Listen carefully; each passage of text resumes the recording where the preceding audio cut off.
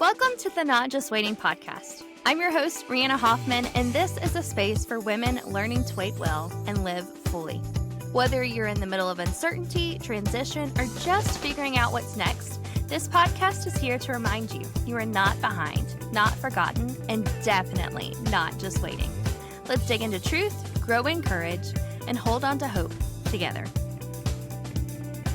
Hey friends, welcome back to the Not Just Waiting podcast. Today I'm joined by Constance Hastings, an author and ordained clergy whose story is such a beautiful reminder that God's plans are often not the ones we would have chosen, but they are always better.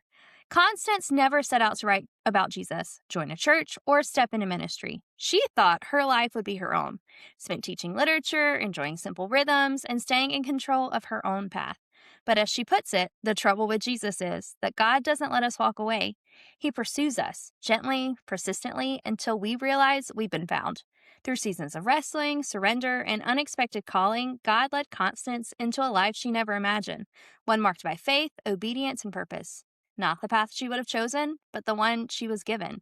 And now, one she's deeply grateful for.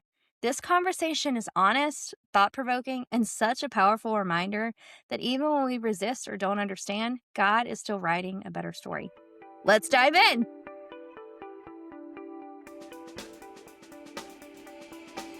Hey friends, welcome back to the Not Just Waiting podcast. I am so glad that you guys are here, and I cannot wait to introduce you to our guest today. We have Constance Hastings on the podcast with us, and I'm so stinking excited to see your wisdom and your insight and what you're going to share with us, and I just think it is so cool that you're with us today. Thank you for having me on.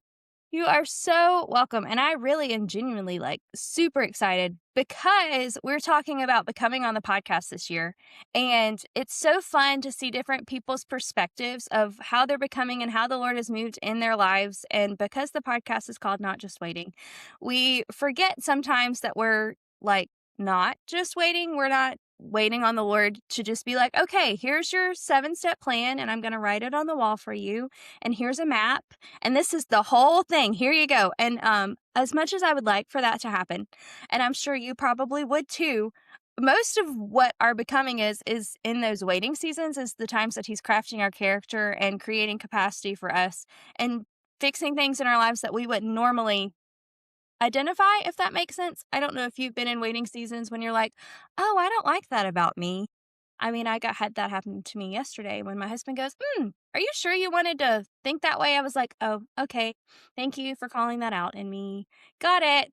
So today we're going to chat about becoming, and I have some questions for you, if that's okay. That's great. Go right ahead. Perfect. Okay. My first question is, who do you sense God has been forming you into in this season, especially in ways that weren't visible or celebrated? That started out from the beginning. I sometimes say I shouldn't be here. The reason is I was not raised in a particular Christian home. I was sent to a small independent Christian school only because it was not very expensive. It was down the street, and our city was desegregating at the time, and my parents did not want me caught up in that.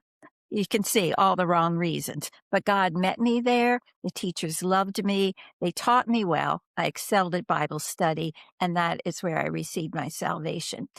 So life went on, and I had my plans like most people and went to college and got a job teaching and had the expectation that that would be my life and I would retire and be able to follow, my own simple hobbies and be with family. Not a bit of that has happened. Okay. And that's part of where we are, because where we are now more than likely is going to be vastly different from what is in our future and the plans that God has made for us. And, I've come to that place where after everything that's happened in my life, I was in education. I was ordained as a deacon in our church. I was a mental health counselor. I now have a book that I'm promoting. But all of this was not in the plan. It was simply teach, take care of your family, retire, and be happy and do what people do. Yeah, that's not been what has been given to me. And I thank God that was not the call on my life, because my life has been so much enriched due to all of this. So, what I want to say is when you're in this place of becoming, know that it's because God is going to take you into these areas, into these places where you really aren't prepared for it. Now, you mentioned about what are some things that happened. When I was teaching, I was very good at what I did. I knew what I was doing. I mean, I could pick up a book and speak verbatim from it. I was just so well skilled in what I did. And I received from the community college in which I was working at the time one of their first Excellence in Teachings awards. And, and I would also, minister to my students. And so, times in private, I would pray with them, about their personal problems, their academic issues, and so forth. But I thought God should be pretty happy with what I was doing. Don't you think? Uh-huh. Yeah. Okay, that hound of heaven, the Holy Spirit, eventually got a hold of me and said, "Nope, you're going into formal ministry," which again did not quite make sense because of my background. I wasn't really raised in a church. I wasn't baptized till I was 28 or something like that. And even then, I wasn't too sure I was doing it because I should. Yeah.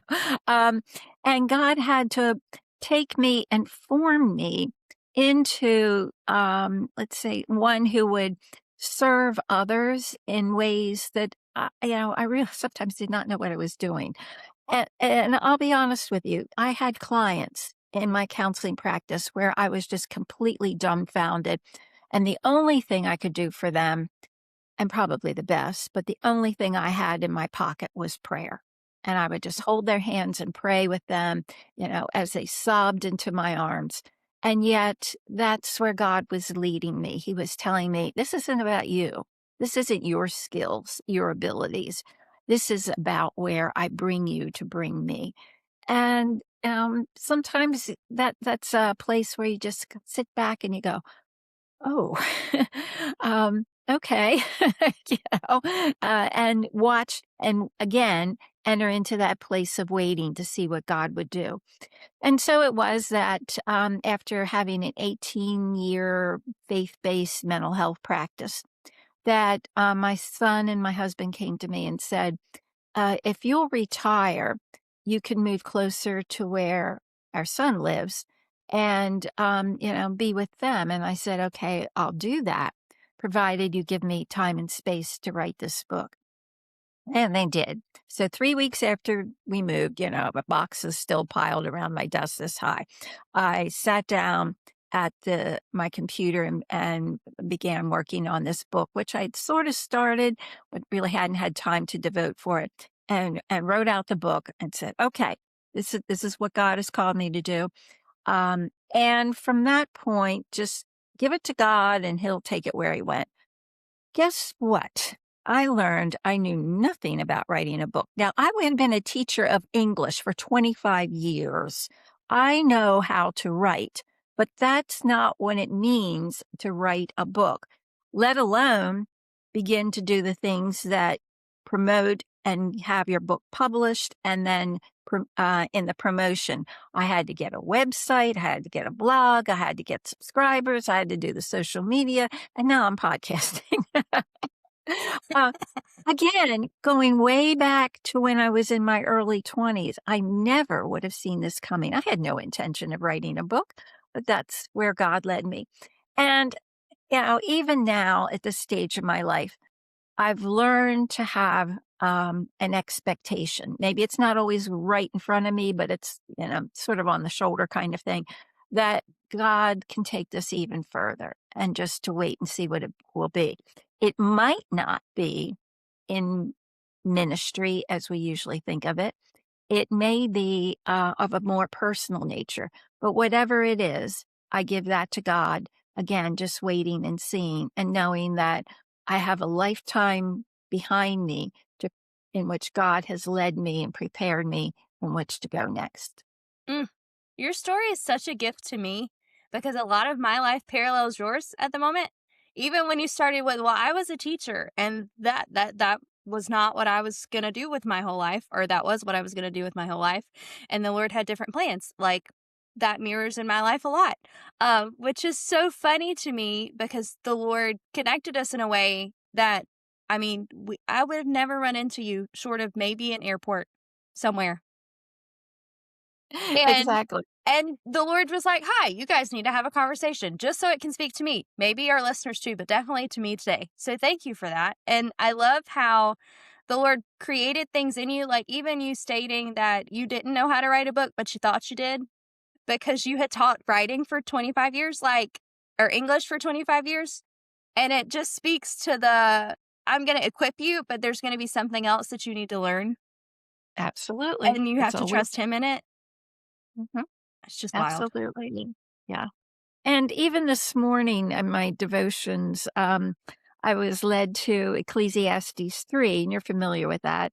There's a time for everything, a season for every activity under the sun. And that is so true that where we are now is the time for now, but it's really an in-between place between what was and what is coming. And, as it says in Ecclesiastes 3, there's, a time to plant and there's a time to harvest, but we're in the in-between place in that, where something has been planted, which later will be harvested. Mhm. That was a word. I'm gonna go write that on my mirror too. Because like we are in that in between season so often, and with it being almost summer question mark, I can't plant anything yet. It's too cold. But when you do plant something, there is a very long season when you're waiting for it to grow, and then it starts to grow, and sometimes things happen to it. So like we had a very late frost. We had a frost last night, which is weird. And so you have to protect what you are growing in those seasons, and the Lord does tell you when to do that. Yes, I like the way you say, "Protect what you are growing." And in those places, um, we have well, it's generally referred to as spiritual disciplines. We need to be in prayer, we need to be in the Word, we need to be in study, we need to be in community, and whatever God lays on you to bring this kind of, place and call. For me, it was let's see, when I was teaching, it was actually the period of Holy Week, and I had been fasting from music. The reason being, I like to play music all the time. So then I thought, okay, during this time, I will turn it off and see if I hear from God. And that's when I began to hear that I needed to move what would eventually become into formal ministry. But it didn't make sense, but as I was willing to pursue that and to look into it, I went to my pastor, I said, "This doesn't make sense," et cetera, et cetera. He says, "Wait a minute, I can see you doing this." He says, "I know it looks clear as mud to you, but God will lead you through it." And it was like a prophetic word in that regard. So, yes, God will take you, but in this time of waiting, it's not an inactive time. It is very active as you do what is given to you for this day to do the work of your hands. And as it says, Paul said, nothing that we ever do for the Lord is useless. So keep Mm, that up there too. so true. You're giving us all kinds of wisdom today. I'm loving it. It is fantastic.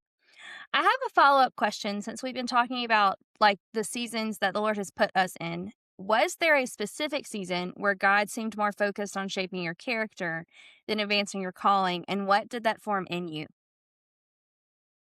Um, One time, again, when I thought God should be happy with what I was doing, I was asked to go on a spiritual retreat. And it was a 3-day kind of thing, and, there were presentations going on and times of prayer and activity. But it was the 2nd night that, we were told that we were going to go to a church. Alright, so that made sense. And we had to go get our coats and go get on the bus or go get in some cars. And so as I got up to do that, I realized I left my Bible in another room. And I said, well, I should go get my Bible.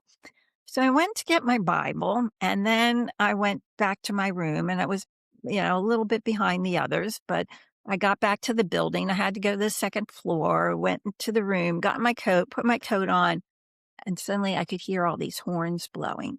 And I knew everybody was leaving.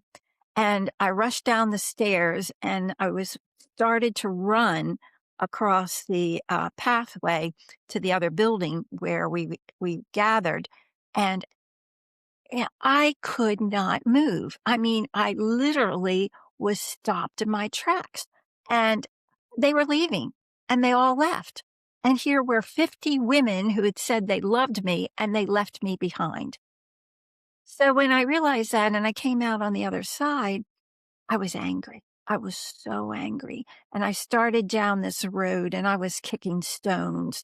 And then I got to a very dark place where it was like, you know, this God that I've always believed in, I don't think he exists.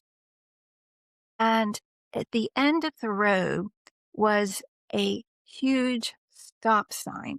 And I've gone back and looked at it and checked it out, but it was not a regulation size. It was a very big stop sign. And I stood there in front of it and I looked up into the dark sky and I said, all right, what do you have to say about this? And, again, it just didn't make sense. But Rihanna, I can't tell you what happened next. But the next thing that I know, or I can remember at least, is that I was down the road again. And I don't know what happened in between that.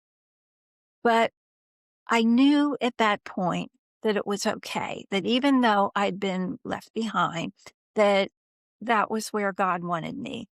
And I just broke out into praise and I knew I was loved and that, this was where God would have me. So I went back into the building and I was going to the chapel. And as I opened the door and I could see in the dim light across on an altar, I heard these voices going, we came back for you. And what had happened, they got to the church and 4 people, no less, had a sense that somebody wasn't there. And so they started counting heads and realized that I was the one left behind and they came and got me. But again, that is one of those touchstones in life where you don't know what God is doing with you, Mhm. except that I knew at that point that regardless of what would follow, that God would be with me. And, you can even go to those places of just extreme doubt and questioning and anger, but God will still meet you there. Mm, I have like goosebumps from your story because I think a lot of us have felt that way, especially being left behind and then getting like spiraling and like, woe is me. Where are you, God? Like, why is this happening to me? Even if it's like your story where you literally got left at a women's thing that you shouldn't have gotten left at, but the Lord knew you were. And so in those moments, like, I just love how you had you got angry at God and you let him know you were angry and y'all had a conversation and then you made it right. And then you got back to the church and they're sitting there waiting on you. Like, I just think that is so cool. It definitely was, a spiritual moment. And later I was able to tell the story to the women, because a lot of them felt bad, oh my gosh, how could this have happened? Especially the leadership. It was like, no, this wasn't of you. In that time, and you say I made it right. I didn't make it right. In that gap, something happened, a spiritual encounter that I'll never be able to explain or know about until I reach heaven myself and find out, but I do know that I was at peace when, God released me back. Mm. Is that in your book? Is that story in your book? It should be. No, it isn't. It's for my podcasting. I love it. Um, mm. I'm gonna have to find my brain again because, like, I had leaned so far forward, there's, like, marks on my legs from where the table is meeting them. Because 'cause I'm like, "Oh, tell me more." Um, Please but don't hurt yourself. Yeah. so I have another question for us to chat about today. While I process your encounter with the Lord, if I can do that while we do both places, what have you had to release? Whether that's your expectations, your timelines, your identity, in order to become who God is inviting you to be now in this moment. Yeah, I think I've alluded to that, but my expectations were that my life would be my own. You know? And sure, God met me when I was a child, and I had my salvation experience at the age of 7. However, I just sort of thought that meant that God would take care of me, but not lead me beyond where I was. And yet there's so many places in my life where I can reach, point to and say, God took me there, or brought me out of this, or God protected me from that. And that is what I think has happened to me. So my expectations going forward are, yes, there are certain things that I would like to do, and I hope I do get to do them. But at the same time, I'm always open for what's next, where I need to go, who I need to speak to, and how to say it when I do. And that's it gives your life a sense of adventure. Yeah. If you take that attitude, it does have an adventurous means or perception to it, and that's what I really like. That perspective because you could do the opposite, be like, "Okay, Lord, what am I doing today?" And versus you're like, "Okay, this is an adventure. Where are you taking me? Who do I get to talk to? How would you like me to say it?" Because there's a lot to that, that we won't trail down, but there's a lot to that. And I love your perspective of it being an adventure because it does get sometimes. Let me backtrack. Earlier, you were talking about there was a season when you're like, "Okay, Lord, is this not enough? Like, are you this what I'm giving you, like, this is surely what you wanted."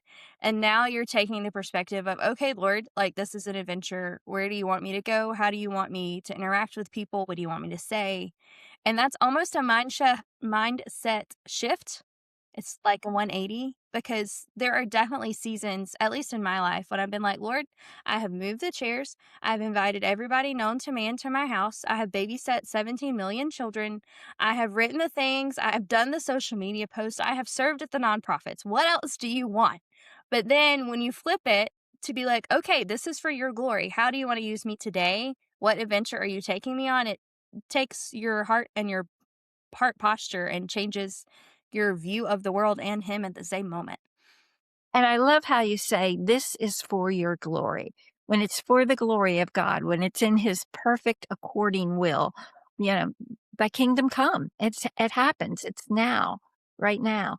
And to move into that is indeed the blessing. Yeah. Here on the podcast, it's called Not Just Waiting. So we talk about waiting a lot. And we talk about the in between season a lot. And some of your story today, you've told us about your in between seasons and what your plan was, what the Lord changed it to, what He changed it to again, and how that opened up opportunities for you later. And on the podcast, we chat about active waiting and passive waiting. And my version of passive waiting is sitting on my couch, eating peanut butter cookies and watching Netflix. I should not be doing that every day. There are times and seasons for it. And then there's active waiting when we are doing what the Lord tells us to do, whether that's writing a post, sending a letter, meeting somebody, doing physical, whatever He tells us to do in service. So, how are you waiting well in your season, whether it's passively waiting or actively waiting? And what is the Lord doing in you in that? Okay, now here's where my life meets yours. Okay. Doing those things in the moment for this day that serve others. Okay. And it can be, putting a social post on social media. It can be preparing a blog. It can be, I love how you said, writing a note, those personal connections, giving someone a call. Yes, those are things that we are called to do. The passive part of it, though, comes in in being intentional in doing those things, which also help to calm my soul. And yes, that is prayer, that is devotional reading, that is looking into scriptures. But at the same time, I feel blessed when I have, weeds to pull. When, the dishes need to be done, when the washer needs to be emptied, and things like that. Because I just have a sense in doing those things that the chaos is at bay. That as I am able to bring order into my home, into my life, and for those I love, that is as well of God's design. And, I will tell you, let me give you this example. This is sort of maybe a little bit ahead of things, but here is my book, The Trouble with Jesus Considerations Before You Walk Away. Okay. And people will say to me, how in the world did you come up with that title? Well, it worked like this. I was asked to do a Saturday morning Bible study for a women's group in another church. And I knew these women, and they were smart, they were leaders, they were professionals, and I wanted to bring them something with impact. Unfortunately, they gave me several months to think about a topic and so forth.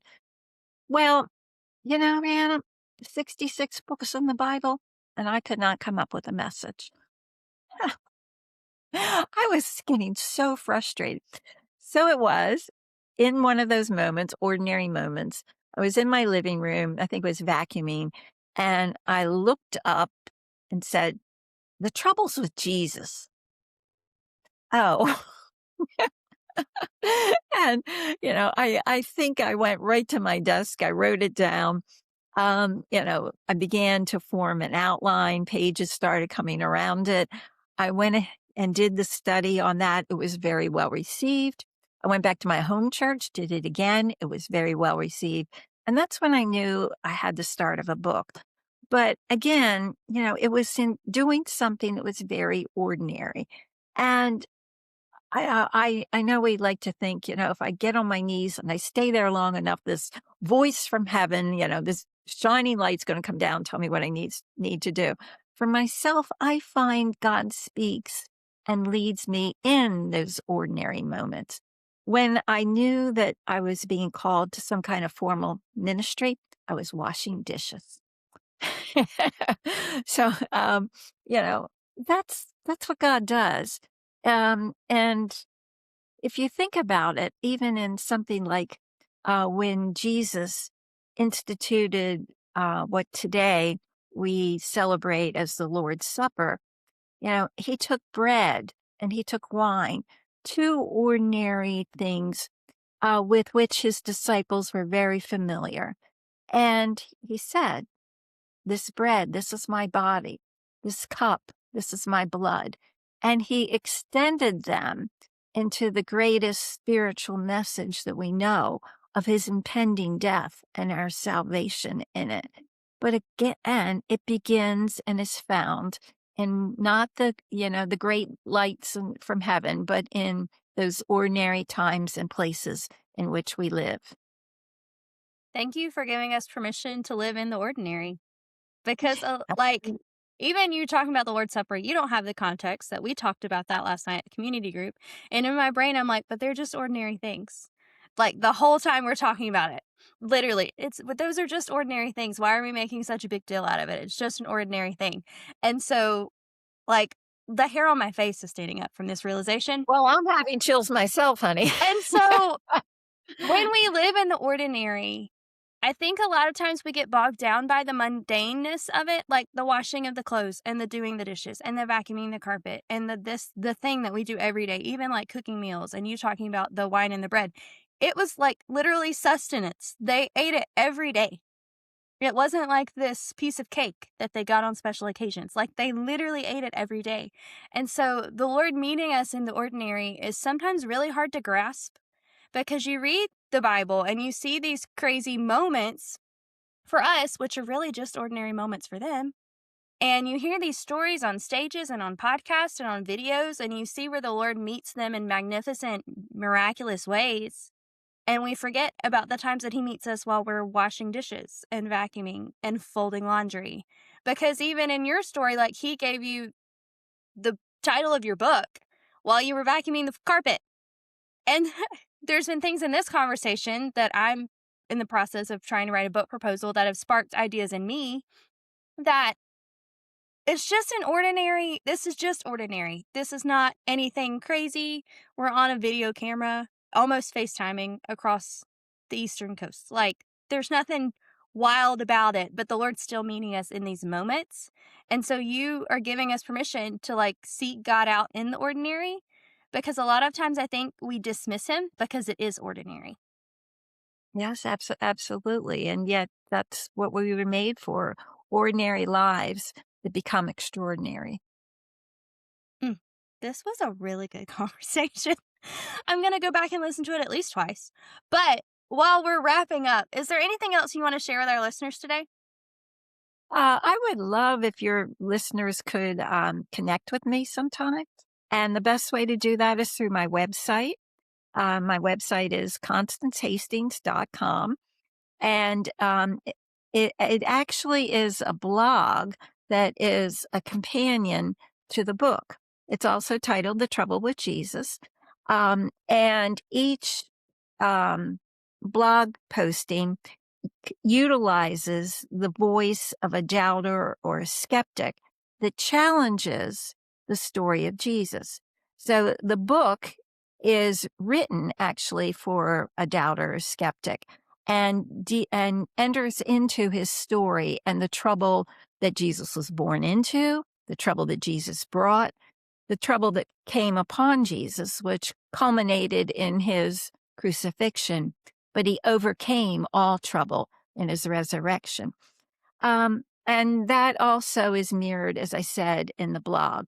Also, if your listeners would like to subscribe to the blog, there'll be a pop-up on the website, and you can do that as well as a link and a promo code, and you can get the book for 20% off. Wow, that's amazing. Is your book available on your website, or is it available in other places too? It's available on that link. It's available, wherever you love to buy books, Perfect. actually. We will link all of those things. We'll link your website and where to get the book and the subscription to your blog. I also saw that you had a Substack, but we'll say something about that later. Thank you so much for being on the podcast. This was a joy and a privilege, and I cannot wait to see what the Lord does with this conversation in our listeners' lives and definitely in mine. So thank you so much for sharing your wisdom and your insight with us. It's been a genuine privilege. Thank you, and bless you for the opportunity as well. Thank you. Thank you. Well, friends, it's been fun. Please tell Constance thank you for being on the podcast. You can definitely comment below if you're a Spotify listener, or on YouTube, Apple Podcast. I still haven't figured you out. So if you want to share that information with me, let me know. But please tell her thank you, and be sure to go subscribe to the blog and buy her book. Anyway, friends, we'll see you later. Bye. Thanks for listening to the Not Just Waiting podcast. I hope today reminded you that even in the in-between, God is working, and you are not alone. If this episode encouraged you, would you share it with a friend? And don't forget to hit follow so you never miss a moment of truth, hope, and real conversation. You can find me on Instagram at rihanna.ivy.hoff and join the community over on Substack for deeper reflections and weekly encouragement. Until next time, take heart, friend. God is in the waiting with you.